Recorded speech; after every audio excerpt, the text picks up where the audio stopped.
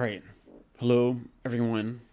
Today is October the 30th, the day before Halloween, and we have a lot of astrology going on recently with the Grand Water Trine. And just the other day, I recorded a video about the planet Mercury in an opposition to Uranus and Gemini. And one of the more positive aspects during this time is Venus in Libra making a square to Jupiter in Cancer. Because if you look at the system of traditional dignities, Venus is in her domicile, Jupiter is exalted in Cancer. And however, if you do start to incorporate the asteroids into this, I tend to usually include Chiron because, to be honest, it's just, to me, it seems to be pretty clear that Chiron does work. And, well, I'm open, I think all asteroids in astrology could be useful if you apply them.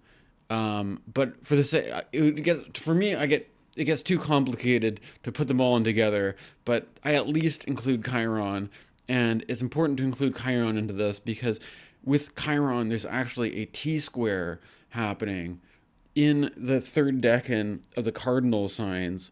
So this is um, the later degrees of Cancer with Jupiter, Venus in Libra, and Chiron in Aries.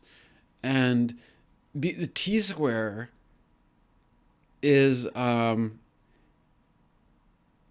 just basically one planet, one sign short of a grand cardinal cross. So it's not quite as strong, I would say, as the grand water trine we've been having. But the idea is that for a grand cross, you need the four making a cross formation. But so you've got a three in a square, the T square triangle, and that this dynamic sort of the square involves a conflict, a tension, a certain things being at odds with each other. But what is interesting about it is that these are benefic planets that are well dignified at odds with each other. And so this is the whole thing, is that I have to admit that as an amateur astrologer, I don't claim to be any sort of authority on how you're supposed to work with the planets, but I am at least looking at the dignity of this and seeing that it seems to suggest that the positive forces are to be made available here, right? And so that there's a certain opportunity for perhaps workings in a positive direction, although the wounded healer is very much in this. Um, so could be a certain kind of a sore point or point of sensitivity or something like this. But in order to um, understand this problem with the T square of Venus in Libra, Jupiter in Cancer, Chiron in Aries, one of the things that I was thinking about is when it comes to when you're looking at generations and what has become dominant with the new generations of the kids today, there is the question of aesthetics, basically, right? And why is it that Gen Z and Gen Alpha are so concerned with aesthetics, or why has the whole idea of aesthetics caught on with them so much? And also, on top of this, there's this question of when you're talking about aesthetics and the look or the feel or the style of things, right? There is the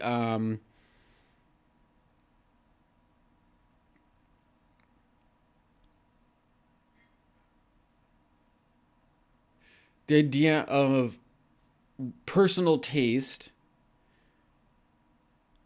and subjectivity and objectivity, which is a can of worms, but I'm getting into it. The problem is that there is this whole idea that when you're talking about beauty, or you're talking about style, or you're talking about harmonious aesthetics or something like that, there is a there's the question between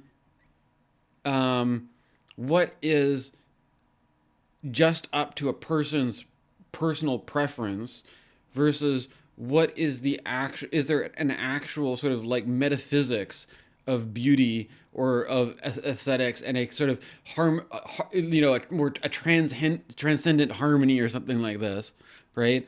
um, and part of the problem with this is that when you look at the matter of taste and the idea of like, similar to saying like opinion, right? There's like objective facts, and then there's like opinion, or you having a preference where you like one thing but you don't like another thing, or you prefer this or you don't like this, and you've got your little style profile of like, if everything was just to my liking, it would all be, everything would be coordinated in such and such a way, right? There's the thing about this, um, is that there's some rhetorical thing that happens when we use the word taste to say that if you there's a different thing to saying that it's like a just neutral, it's just your preference, it's just your opinion, it's just your like style preference. I like this color, this is my favorite color or something, I like this more than that, versus the idea is like, if you are doing something in poor taste versus doing something in good taste. And the idea that when you're doing something in poor, like if you make a comment in poor taste, it's not just like that you are displaying an off choice of style preferences, like you're wearing a gaudy sweater that doesn't match or something like this. It's like to say there's a moralistic judgment in the sense of having good taste or having bad taste, right? Or of having making bad taste comments or making good. The problem is that in this whole political context, with basically right-wing populism, there's kind of like well past this point where there's this basic objection to characters like Donald Trump, basically in the sense that they are there's something funny about them, because or Trump specifically, because he always acts in such bad taste, right? Like there's this thing about it where it's like, where people are saying it's like you can't satirize him because he kind of overdoes it himself. But the whole point, this is also like, I have been recorded some videos talking about Byung Han recently, and one of the things that Byung Han talks about is he has this book that I got called Good Entertainment, and in this book Good Entertainment, one of the things he mentions, or one of the things he talks about, is that humor or comedy is part of what works with humor, is that things are funny precisely because, like, if somebody is funny because they in a way that's in bad taste, part of why it works is precisely because there's this transgression of some sort of inherently established values or code of conduct. And what tends to make it funny is that by part of what makes the joke work is that if you're doing something in poor taste, in bad taste, it's like you are yourself kind of exposing your own air. You're kind of like, what am I trying to say here? It's there's a structure that exists in the culture which designates some things as being good taste or bad taste, and that there's a joke that's made in the transgression by kind of like acting as if you don't get where that you could either act as if you are completely ignorant that there's that line that should be crossed and that shouldn't be crossed, or like why those rules or structures exist. And then the whole idea is that like you're supposed to like where somebody could be like, well, because you people aren't powerful, you're beholden to these structures, but because I'm the powerful one, I don't, I'm not beholden to good taste or bad taste. I'm powerful enough to just be as much bad taste as I want to be, right? But the whole thing is that there's like some kind of like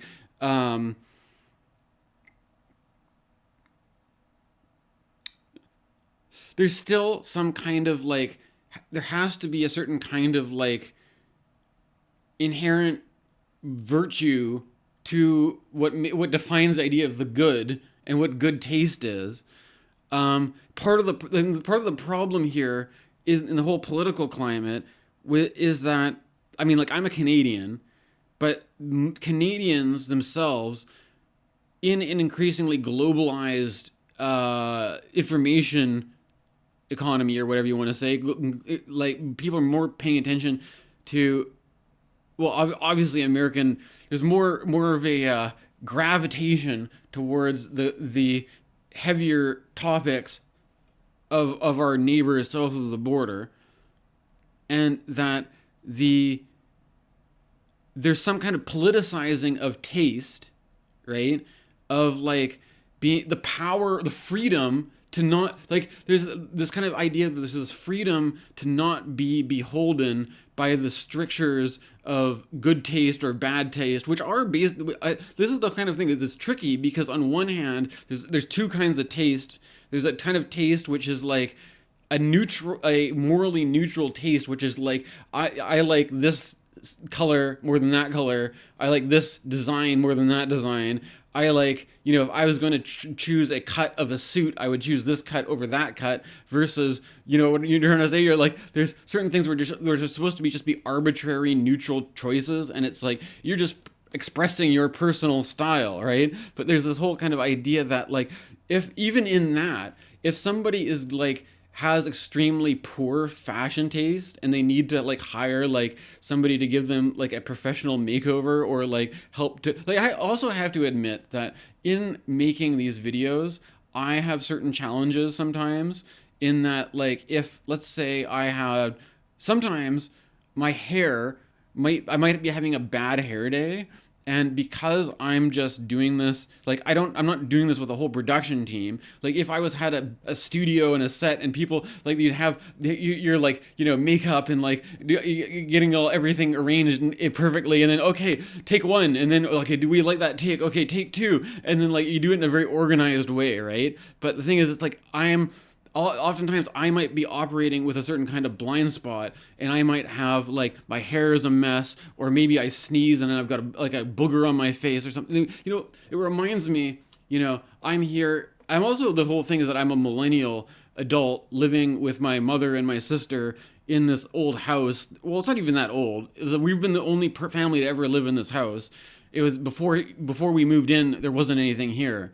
And so this is my house where I've lived, and before me and my family lived here, who knows what, like, it wasn't a suburban residential area, I'll tell you that much, right? We were like pioneers in the Wild West, basically. I'm just kidding, but where am I going with this? I'm losing track of my thought. There's some kind of my dad, who passed away over a decade ago, one of my fond memories of my dad, who raised me, he would often say, Dan, like, you've got something on your face, I can't take you seriously because you've got you've got food on your face, or your hair is all messed, or like, there's something about, and this is perhaps something that I'm still challenged with today, in that I've always been kind of frustrated by the challenge of, like, either to be silly and humorous about things, or to try to be serious, or to deal with serious topics, but there's some kind of like, it's almost like there's a kind of, like, I think there's a biblical kind of thing, this, when it comes, if you just, there could be a morally neutral thing about, like, if you have some kind of wardrobe malfunction, or if you have your hair's all a mess or something like that, or if you've got like a booger on your face, or you've got spinach in your teeth or something, and people are just like, this is what I'm trying to say with this Venus Jupiter Chiron thing, is that there could be some sort of like sensitive subject where you're like, I'm here to manifest abundance and share my gifts with humanity, and they're like you gotta fix the spinach in your teeth first, okay? Like, just like, we don't want to judge you, we don't want to see you're a bad person, but you've got this big fucking thing, like, you got your hair sticking out, you got spinach in your, you know what I'm trying to say? But it's like, there's people are like, there's some funny mix-up where it's like the fact that somebody may, or there's something kind of like in the aesthetic order, there's some kind of like joke in that like you want to like be taken seriously, and yet you've got you're like you're hyper communicating that you are not the kind of person that should be taken seriously because there's all this stuff that's wrong, right? And that it becomes like, it's like a kind of a farce, right? Like, or like, it's like the whole thing of like, there's certain things that there should be like, imagine if you think about authority figures or people, the whole idea of authority is that there's somebody who has more experience, who has certain leadership capabilities or something that for whatever reason commands respect. And yet if this person is consistently hyper communicating to you that they don't have the traits which would be deserving of respect, the whole thing is kind of like a farce. It's funny because it's like, is this a joke, right? And so this whole thing is that like Donald Trump is like kind of like an entertainer in some way, and a comedian, in that people like him because he's funny, but in some way it's like he doesn't really get the punchline of the joke.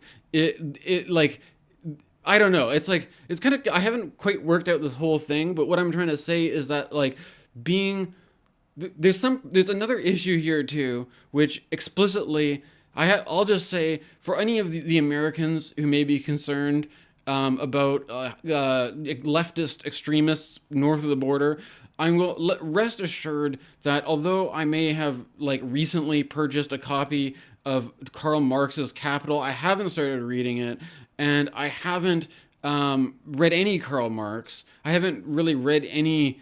I'm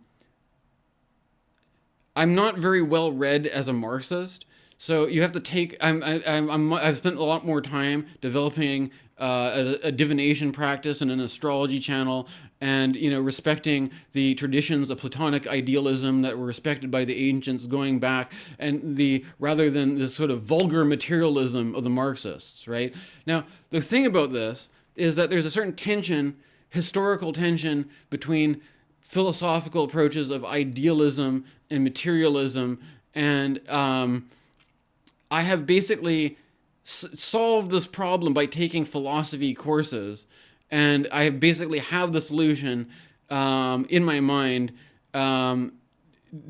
Basically, you don't have to do materialism or idealism, and I basically renounce both of them for a new kind of philosophy. But instead of, the point is that I'm not doing a philosophy channel, I'm doing an astrology channel, goddammit.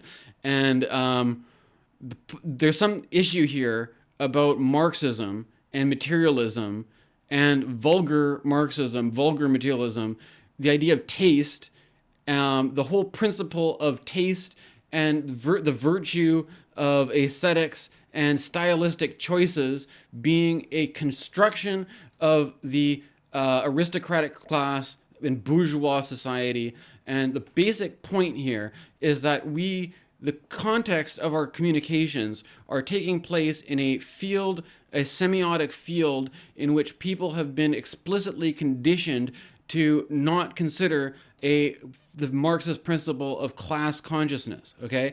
And this basically means that if by saying you were doing something in good taste or by doing something in poor taste from a Marxist perspective, this often means that by doing things which are in good taste, you are referencing that you have been attuned to the value system of the elite aristocratic or bourgeois class of owners, managers, and leaders or authorities, right? And basically, a lot of there's some. So if you ever find yourself in a position where, let's say, you are at a dinner party with somebody who is of higher social rank and status of you, I'm not gonna like, just as an observation, what I've noticed is that a lot of like, have you ever played the game The Sims? And it's like where you are, if you, instead of thinking about it too, it gets complicated if we get into the nitty gritty of what the actual dynamics are. But if you think about basically two sim characters sitting down and basically one person, where they talking, they talk in some sort of like, you can't hear what they're saying, but they'll speak in a word bubble, and then they'll be like, maybe it'll be like roller skates, or like a dog, or like basically, you just simplify things down, is that at some basic level, even people who are very elite and very aristocratic and very like entrenched in society, at some basic level, I think that the ruling class operates on this level that, like, if you talk about roller skates and you like roller skates, and I talk about roller skates and I like roller skates, then there's a common point of agreement, right? And it may never really get into an in-depth analysis or really talking it out about the finer points of this, but if you, at least you have a certain kind of points of you name drop the right names. This man knows he knows the right references to the right material. Or if you at least exhibit that you like are familiar with the things that they're familiar, or that you judge the things that they liked being good, and then they're, he's like us, right? And then that's basically all there is to it, right? You're just trying to, like, there's some kind of issue here about like taste, where it's just like, it's not actually, but the point is that it's not about neutrally, you have like, what's your favorite color, right? Like, there's some kind of, it's also maybe the joke about like Monty Python on the Holy Grail, where they have the idea of Tim the Enchanter as the threshold guardian, where there is the bridge to pass, and in order to pass the bridge, you have to answer these different questions, and like they think they're going to be like riddles or something really challenging or something like that, but it's like, what's your favorite color? And it's like completely like a question that you can't get wrong, kind of thing, because it's just like, you could, whether you pick purple or orange or blue, it doesn't really matter, because it's like it's supposed to be this arbitrary neutral, like, it's just my taste. Like, I'm using this color in the background because it's a blue color. It's just neutral. It's not like, or I'm using this color and I painted my room this color because it's just a neutral color choice. It's just my taste. It's just aesthetic. There's something about, or the whole point though is it's kind of a joke, because in a hierarchical class society, you may be asked these things of like, you may be constantly being judged on taste and preferences and stuff like that. And do you judge this person better than this person? Are you tier listing things the right way or whatever? And like, if you have the right, it's not just because these are neutral choices, but there are specific reasons why these choices are made. And basically, by exhibiting that you have the right taste and make the right stylistic choices and make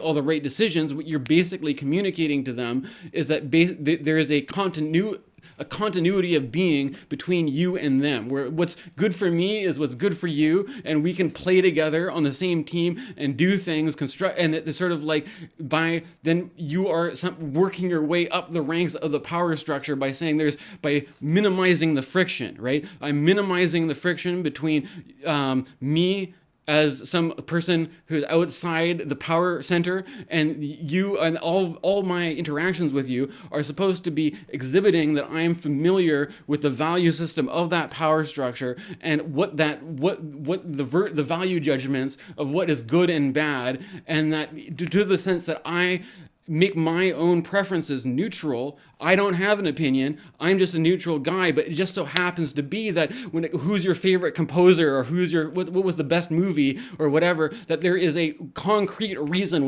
why all these things are judged to be good. And if you understand that, then you just shoot up the power structure, because they're like, oh, this guy has all the right opinions, has all the right. So the whole point. What's interesting about the whole era of politics now is that there's like, when Trump was trying to rise up, there's supposed to be this thing where like Hillary Clinton came up with this word, the deplorables. Like, we can't let these people, when they're deplorables, they don't respect basic common taste, right? But there's this idea that so there's this entire breakdown where instead, like, people are now getting desperate because they used to have this agreed on consensus of what was considered the respectable way to do things, or what was the shared common center of values of what is tasteful and what is respectable.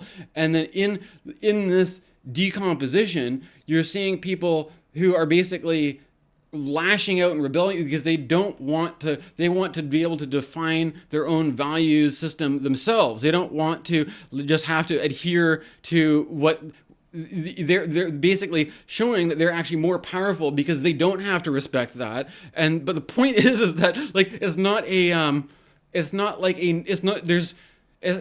aesthetics are like part of this, right? Because the aesthetics, there's something sort of like, the aesthetics are the idea, a part of a hyper communication of these value systems, right? And what's interesting to me is that on one hand, they're doing things which are in such poor taste, but at the same time, they're also making these moves towards very strict aesthetic control. Or like the Hegseth just recently did that thing where there's the military meeting where he was trying to there's a new thing where everybody has to shave in the military. And that, like, he was criticizing the generals and stuff for being fat. And it's like, even this is what is funny, because it's like, doing that is like a good example of like something that would be in poor taste, right? I shouldn't have to spell you out why this is like, but it's like kind of like not, it's in poor taste, but it's like, It's in poor taste because if your position of hierarchy is that you're a Fox News host who is a politician, and the idea that if there is the power, what gives what gives your nation power is your strong military, and that the people who are in charge of that are very powerful figures, and that it's like even if these people are fat, even if these people have shortcomings with how they're presenting themselves, because there's this idea that their position of power in the most powerful military in the world, it would be something in poor taste to criticize somebody on being overweight if they're in a position of power over you. And it's like, but this is the whole MAGA thing, is like their whole, for some reason, they like to show off that they don't have to be taste. But the thing is, it's also like, it's turning the thing of like complying to a certain standard of aesthetic control, of saying everybody has to have this uniform and look this way, but even enforcing those rules in a way that's not very tasteful, right? If you understand what I'm saying. And that, like, in some way it may actually be more tasteful to give people a certain kind of like leeway or a certain kind of flexibility of how they present themselves in their appearance, and that you could be very strict about aesthetic control in a way that is not tasteful, because it's like in the way that by trying to show about how you're dominating people, it's that the value of domination, of control by force and domination, is itself a kind of not a value that most people want to affirm, right? And it's sort of like but the whole thing, there's a certain vulgarity in everything, right? And so the basic thing, but the point is that we're in a certain cultural moment where people there's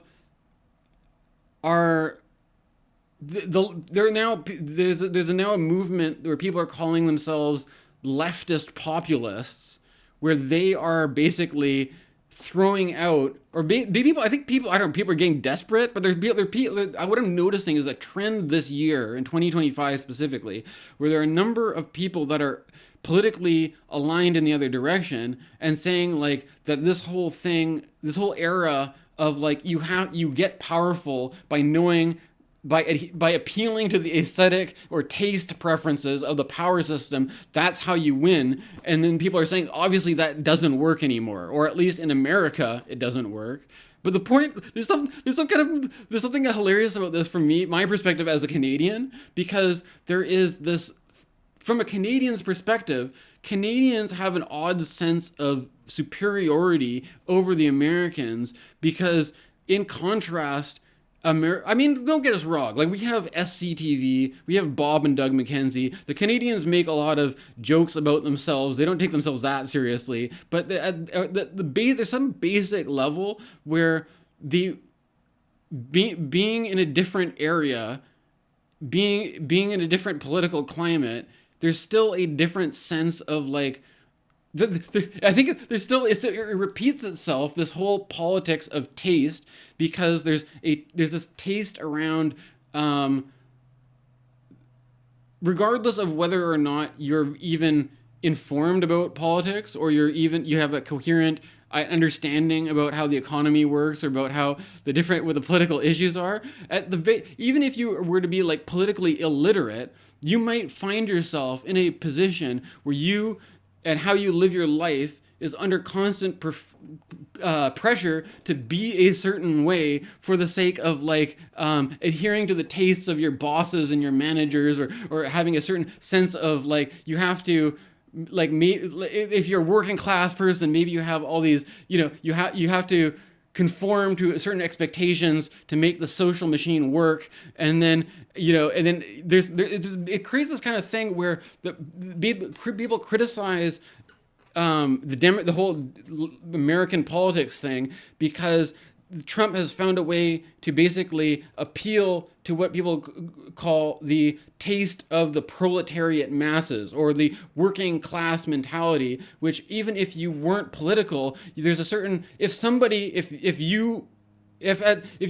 you're just some person who doesn't know what's going on, who isn't trying to climb the ranks of power, and you're just some average Joe Schmo, and you're just trying to express yourself, and you've got all this constant like people managing you, being like, you can't say that, we'll put you in detention, or like you're constantly like there's a basic kind of resentment because you just want to express yourself and naturally be who you are. You don't want to have rather and to be you're constantly restrained for the sense of somebody else's values of what they find to be good and respectful and tasteful, and when you are basically meant to be a servant to them and then basically appeal to their sensibilities, and then but there's this kind of question about like as a culture, what is the shared collective sense of what we all value to be good, beautiful, true as an ideal, to collectively say we can agree on this and work together for those goals. But basically, there's a certain kind of resentment because there's this idea that these things are somehow already established, and that you are just immediately, you're judged in an immediate way, right? And this sense of this kind of immediate judging attitude has resulted in a continued proliferation of aesthetic hypercommunication, right? And this is to the point where it's like there's a whole economy or market around like bumper stickers, graphic t-shirts, of like having all sorts of ways where you can just like signal and hyper communicate to each other to like, this is what my taste is, and so that if you don't like it, well, you can see me coming from a mile away, and so you won't talk to me or something. And like this is kind of like, I feel like we live now in a world where nobody actually talks to each other, but we're all like hyper communicating at long distance. Like we're all these people that are like really far away, but we're like lighting off these big like signal flares, and like you're waving waving these flares around at each other at long distance just to be like, fuck off, yeah, I don't like you. So it's like, this is the best, like that's the best we can do, right? But the whole question of, I feel like something I have to admit that when I started recording this video, I wasn't really sure about what where I'm going with this or what I'm trying to like. There might be something, an idea that I haven't included in this, but I like to not edit my videos and just record them all in one take and just like unleash them as a unedited, uninterrupted flow of thought. Um,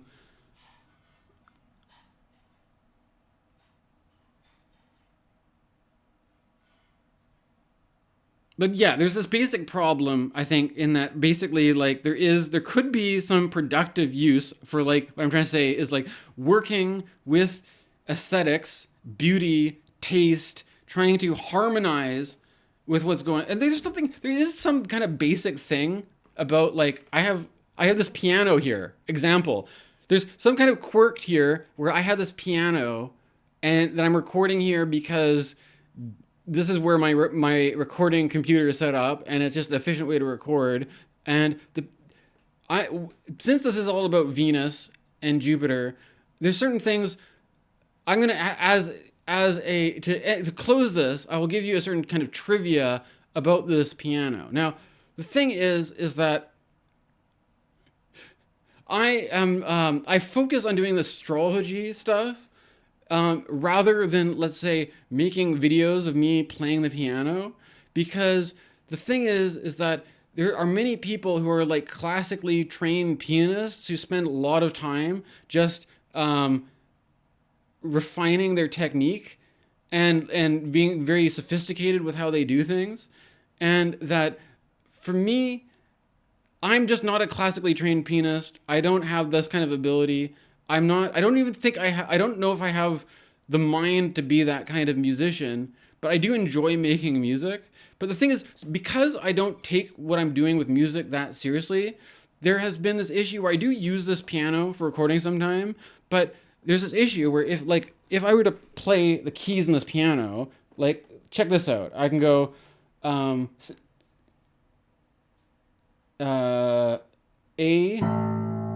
B, C, D, E, F, G, A, B, C. Oh, and then this one, once you play it, it's dead. Okay, and then C, D, E, F, G, A, B, C. So we got this one. A dead B, right? A dead B key. And so if I was to like, the thing is, there's certain ways around this in that I could, for one thing, I have plugins on my computer that I can, but there's something that's different about playing MIDI software plugins emulating a piano versus playing an actual real piano.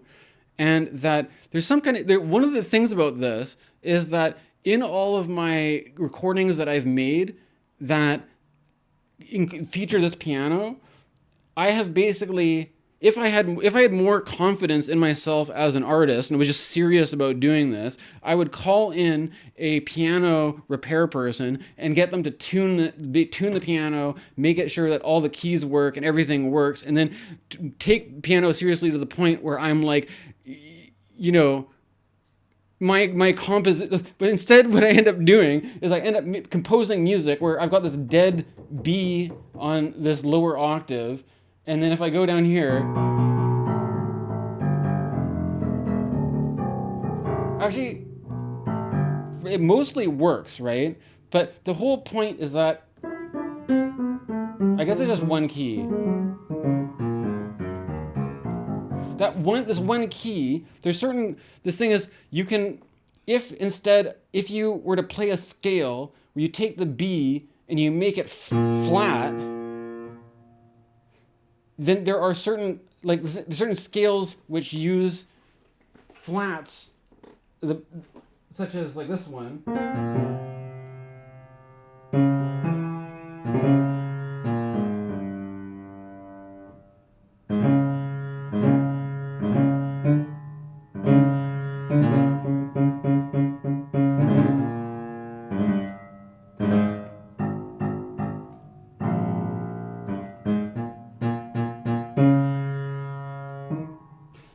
basically what I'm saying is that it's like I'm trying to like what I'm trying to communicate is like with imagine if you were not a musician, but rather you were a soldier, right? And you had some wound, like you were a soldier and that you were highly trained, an experienced veteran, but you also had like grenade shrapnel, or you had like a wound, you had some sort of weakness where you had essentially in one area you would have, without, due to all your experience in history, maybe you were really good at something, but then due to your injury, there's some other area that it's like having a B key that you can play, you get to hit one B and then it just stops working, basically. And then you have to wait, for some reason you wait a while and then it works again. But it's like, there's kind of like, I feel like this is sort of like it creates is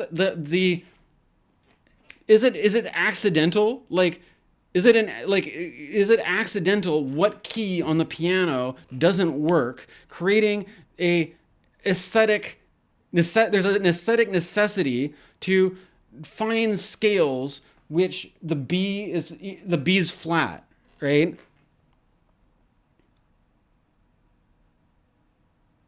You're using a B flat rather than a B, or like a C sharp would be a B sharp would be a C, right?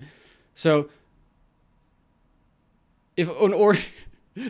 so you have to basically the accidental imperfections of the environment give rise to an aesthetic profile is what I'm trying to say, right? The fact that you can't play, if you wanted to play just in C, you would have an issue, right? If you wanted to play all whole notes, you'd have an issue. So this always pushes me in the direction of using certain scales. And then when I start to listen to my music after the fact, I often get this thing where I'm always just writing in like F sharp minor or something. And it's like, why don't I expand? Like, I feel like instead of being a person who like is able to compose lots of music, I'm just like hanging out in this little F sharp minor box using the same damn F sharp minor chord over and over and maybe transposing it around a little bit. And you're like, why am I like, and then it's like, oh yeah, it's because my piano doesn't work. Oh yeah. And it's like, so, and it's like, so I end up spending all this money on other like music software, music hardware, but I don't end up spending money on getting a piano tuner to tune my piano, because basically I like the like in the way that my B key is broken, my having some basic fundamental confidence about what I'm doing to take myself seriously enough to start at the most fundamental position, and like to have a confidence that I'm not just some fuckwit who's just wasting my time. I'm actually serious about what I'm doing, right? I can't, it's like having a B key that I can't play and I have to work around that one and, and be like, oh, it's just a joke. I'm just being funny, guys. Haha. Right. And like, because I don't like this is sort of like it's like, but the point is that there were musicians like Django Reinhardt who were actually missing fingers, and that made them better guitar player because he was missing a finger, and he had to work around this problem. And it's like it's like the fact that having the problem that you have to work around creates the need for more creativity, basically, right? And that is instead of like, I find that the best creators and the best musicians are the ones that take whatever that problem is and then tries to make it work for them in their favor, right? And like there could be some issue here where it's like, if you still find like some way to be like, to make a few aesthetic corrections to because there's still, what I'm trying to say is that there's still this basic idea where if you play chords at different intervals, like this is a D and this is a G. Hold on, is this a 5? I think this is the 5th, right? Am I doing it right? I'm not really good at music theory. I'm pretty sure this is the 5th. This is what you call the basic idea is that Venus and Jupiter are seen to be harmonious planets, basically, right? Planets that harmonize together, and that the problem is that when things are not in these harmonies, you get these disharmonies which sound like this. It sounds like you're dropping a sack of hammers on the floor, right? It does not sound like a peaceful harmony. It sounds like a discordant, disharmonious situation. This is what happens when you need to have. It's all about mathematical ratios to create a sense of balance, right? If you have a balanced ratio, then things have a more harmonious appeal. But when you have two things which are just like sitting right beside each other, rubbing up against each other with a kind of a friction, it's like, fuck, I don't like it. You know what I'm saying? Don't like that feeling, right? So it's like, the point is, but the point is like, when you're an artist, we don't want a totalitarian regime saying like you can't use those notes in your composition, right? You want to have complete, but the whole point is like, this kind of thing is like, are you limited by a overly strict and hostile control over a certain aesthetic regime, right? Or are you limited by your own, the material substratum, which means that you yourself are limited in your access to certain aesthetics because, for example, this damn key doesn't work, right? And when the key, like if I have all these keys to play, and if it just so happens that I can do this, and it sounds awful, or like this one, yeah, right? But it's like, if I wanted to do, I could do this a little bit better, right? But if I wanted to play anything with this B key right here,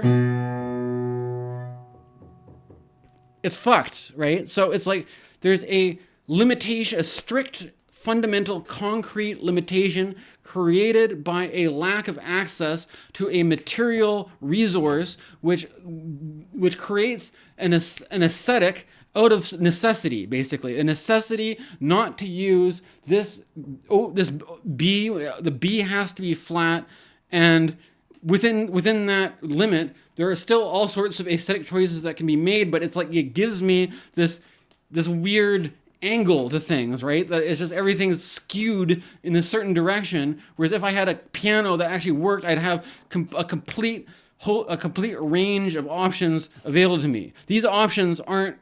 So it's like wholeness. Like.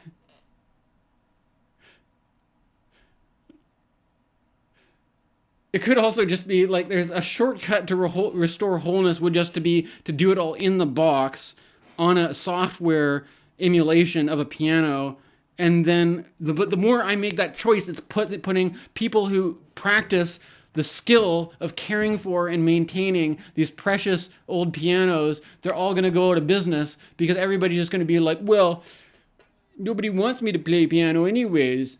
Maybe I'll just play software in my headphones, right? So like that's basically the issue we're dealing with. And you know what's also interesting is that apparently if you're the kind of person who's in the market for a piano, apparently because they're so heavy and awkward to move around and it costs so much to like lift them and transport them as well as to maintain them, that basically people just give them away for free if you are going to cover the cost of getting it around, right?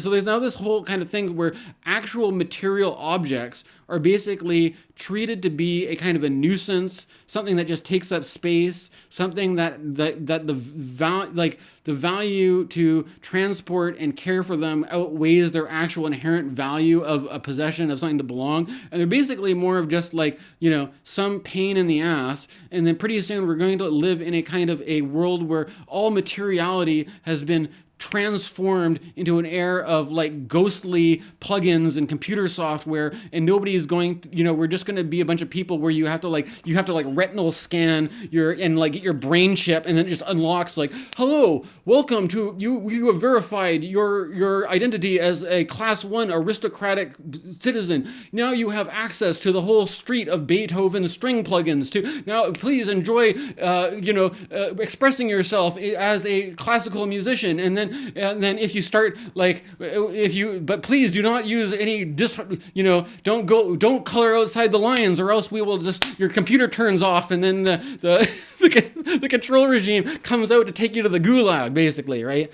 Maybe I'm getting,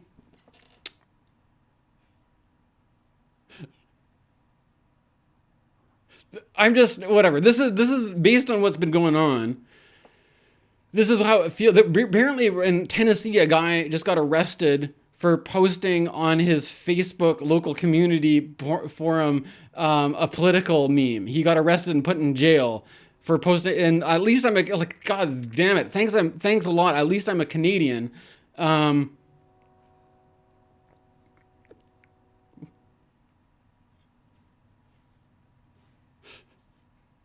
So I'm basically, there's this kind of sense of like the politics. The aesthetic isn't just neutral. It's political. It's moral. It's political, and there's a politicization around the enforcement of appearance, the enforcement of aesthetics, or even if the acts like having the privilege. Like there's an aesthetic difference between a plug-in and a real piano, and to having access to a actual real piano that is tuned up and works is a privilege and a luxury that certain creators like me, I just don't have access to this privilege, right? I don't have access to having a piano that actually works. And so if you're going to listen to any piano compositions to me, they're not going to have that B note playing, right? They're all going to be a creative workaround for having a dead key on my piano, right?